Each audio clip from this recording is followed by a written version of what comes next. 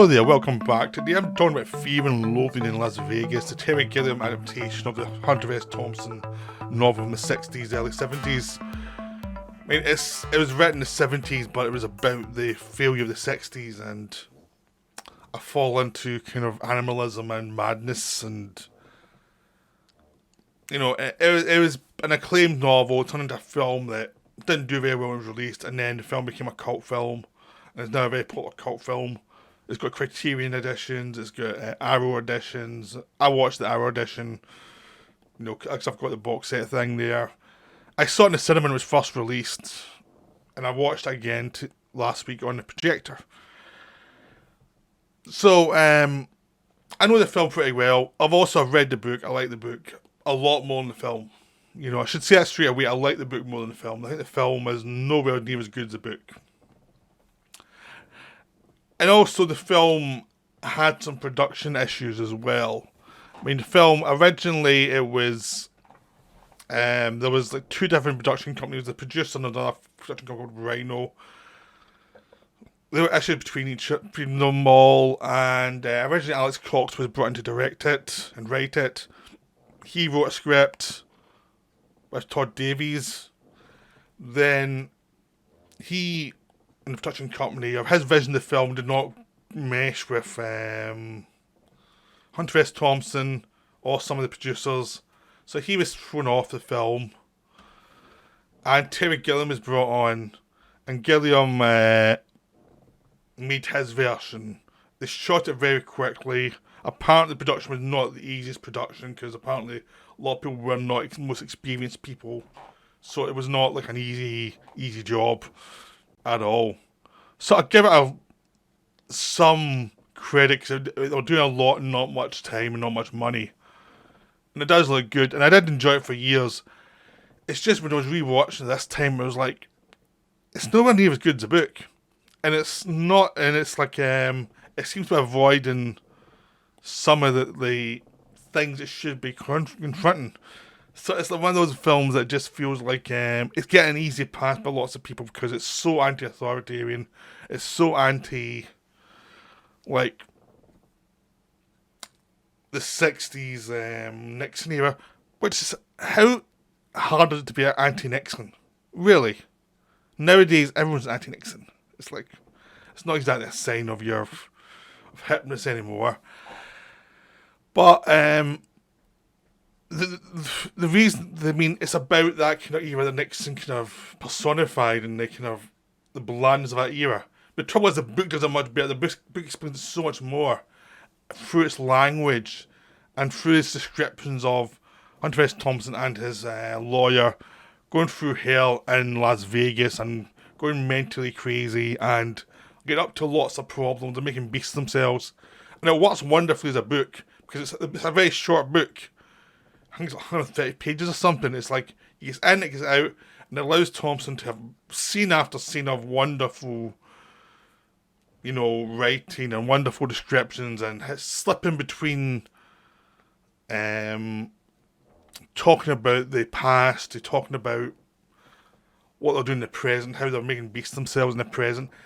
And it just floats around and it covers a lot of different subjects really well. In a way the film really can. The film takes a lot of the dialogue from the book and has it as a voiceover, and it helps it hang together because the dialogue, because the voiceover is great because it's from the book. The book's so good that you can't really mess it up. And Johnny Depp's very good playing Hunter S. Thompson or old Duke. He gets the voice of Duke and Thompson, so he can really nail it. And if Depp wasn't in this film, it'd be unwatchable. Because he keeps it together. Him and the voiceover keeps it together. Because the film itself is a bit of a mess. It really does feel like it has the wrong director. Really. Because you have a director competing with great descriptions, with tons and tons of visuals. And essentially, you just feel like you have no real sense of authorial voice. The voice comes from the book, but the filmmaking is way more cartoonish than the book. So it all seems to seeping the life out of what has been said in the dialogue by having all this animalism and all this caricatures. I mean, that's the big thing with the film is it's taking easy shots with people who are easy shots in the first place, but it expands it so much higher that you don't need. It actually would have been more effective if they'd actually kind of pulled it down a bit and not have every actor being a caricature. It becomes a real problem because the characters are already very specific, so you don't need to do that much with them. But this film always needs to hire an actor who's going to go slightly over the top, and another actor going slightly over the top, and it just goes on and on and on and on. And every so often you get someone who's not doing that, like Christina Ricci or Tobey Maguire, who turns up and don't go over the top, and it's like, oh, thank God. It's because Benicio del Toro's going way over the top.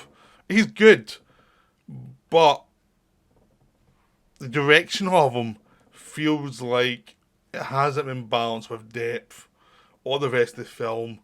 So he's this wild force going through it, but the energy he's given the film always feels like it's badly framed. So he's not coming out with entrances that will really make him the kind of impact. It feels like he's just floating there all through the film, when less would have been more. And the shots of him are so kind of vague a lot of the time that it's just weird. He's just this thing, this kind of blob in the film that's not really as effective as it should be, because it's a good actor doing a good performance, but he's been shot badly, and it just becomes this thing that's always there. And he's interacting in a lot of his scenes. He's interacting with a lot of caricatures.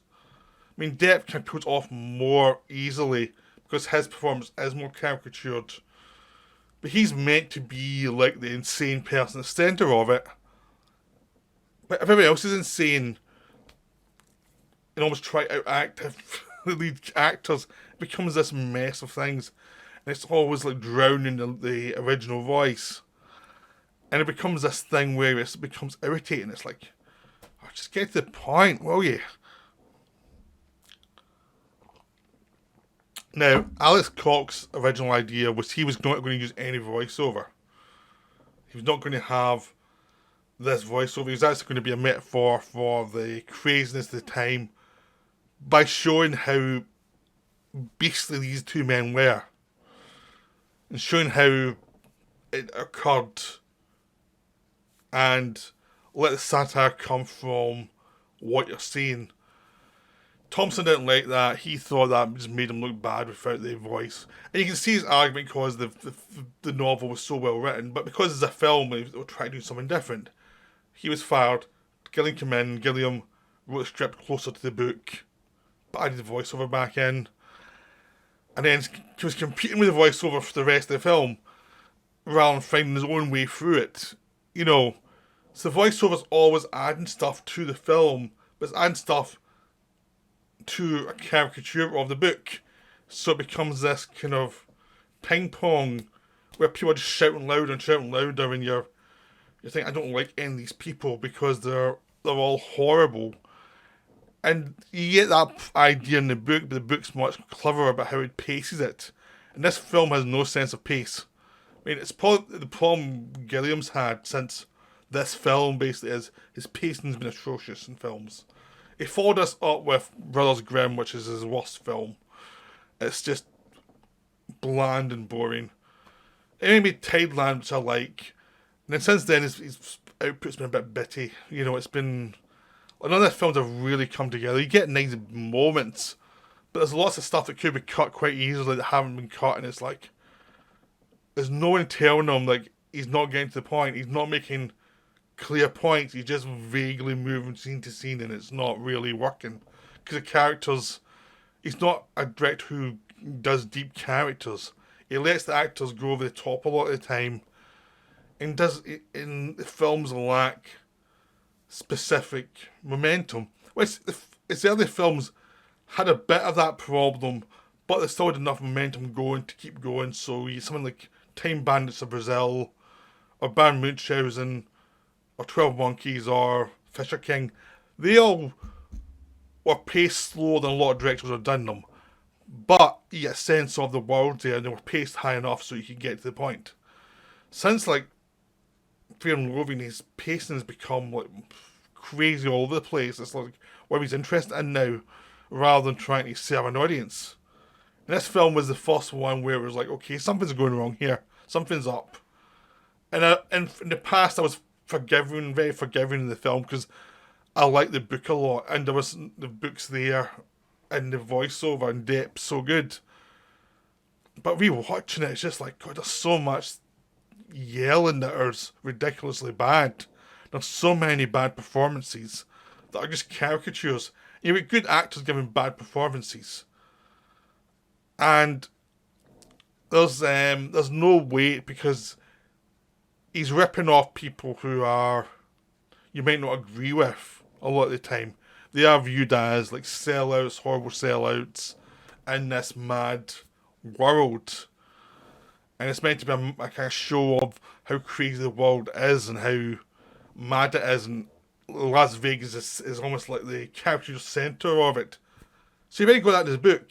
You don't need to go any further. Actually, simplifying and making it more human would have made it much more brutal about how we've sold each other out and how we're selling ourselves out. Instead of, they're just cartoons. Every actor in here is trying to have a great scene rather than saying, no, less. It just becomes this thing of, it's excessive. It's like listening to a drunk who won't shut up. And they're thinking reading bits from the book it's based on is going to fill in all the gaps. And it doesn't. It just becomes this thing. It's like 2 hours long. And it should be an hour and a half. Because the book is short. And one of the big things is the book's short enough so you get the point and you're out. In the film, you don't have that. In the film, you are there for the ride for a long time. And full of scenes that are good. Some are good scenes. There's the scene with Ellen Barkin. But it comes so late in the film after so much excess that it's not as good as it should have been because you're sort of beaten down with the film at this point.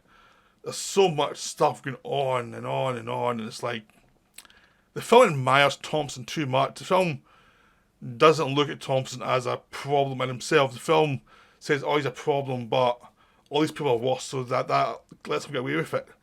And an actual more searching film would be, no, you're the problem too. This film doesn't really have that sense. It's saying it in the dialogue because that's from the book, but it's not. You're not feeling it in the presentation and visually and pacing wise throughout the film. It's in love with these reprobates way too much, and it's like, and it hates the other people so much they can't even make them human, and it's just like it's a cartoon, and it's like it's very weightless. There's just lots of directorial excess that doesn't really have the same sting as a well-written word by Hunter S Thompson. And the whole thing, you feel that there should be a sense of like depth to the world, even if it's cartoonish, even though it's a exploration of how crazy the world's got. The same way the world went crazy when Trump was in power. There's no humanity below that. It's just this excess of like yelling, and there's no space for like peace and quiet to actually try and think of what's actually going on. It's just this thing. It's not a very well articulated thing. It's just a loud thing. It's not like you can watch and find lots of like nuances of, oh, this is what happened then, this is what happened then. Oh, that's quite clever. No, it's just like bang, bang, bang, bang. Drunk people, bang, bang, bang, yo. It's that kind of thing. It's just like without the voiceover, this film would be unreleasable. It really would have been, because they have not found a metaphor visually for the book, so they have to throw in voiceover to save it. Scene to scene, they have not found a metaphor, and they have not found a pacing, and they have not found the balance of anything. It's like you go to an instinct, and instinct's wrong, an instinct's sentimental, an instinct's not brutal enough. This is not like Stanley Kubrick coming to Britain and, doing all his great films. This is much more like someone. I mean, Gilliam's American, been in America for a while, and he went back to America, and he seems to have been his bonnet, and it's not clear. It's not. There's nothing clarity at all to his targets. It's just these are people I hate. Yeah, and it's like it's a child throwing paint at the screen. It's like, there hasn't been a nuance of figuring out like characters within the space to make it work.